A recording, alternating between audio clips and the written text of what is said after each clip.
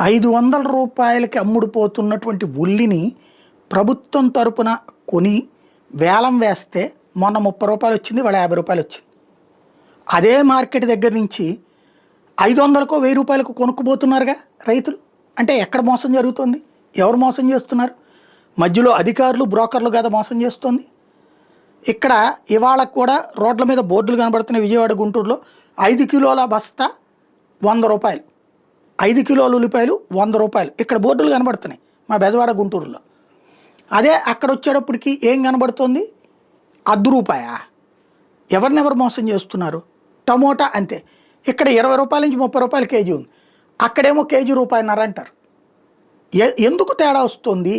బ్రోకర్లు మాత్రం ఎందుకు బతుకుతున్నారు? రైతు ఎందుకు బతకలేకపోతున్నాడు? సామాన్యుడు ఎందుకు బతకలేకపోతున్నాడు?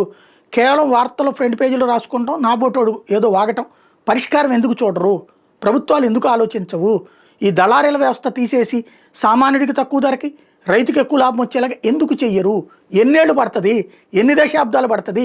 ఇంకే విజన్ కావాలి దానికి?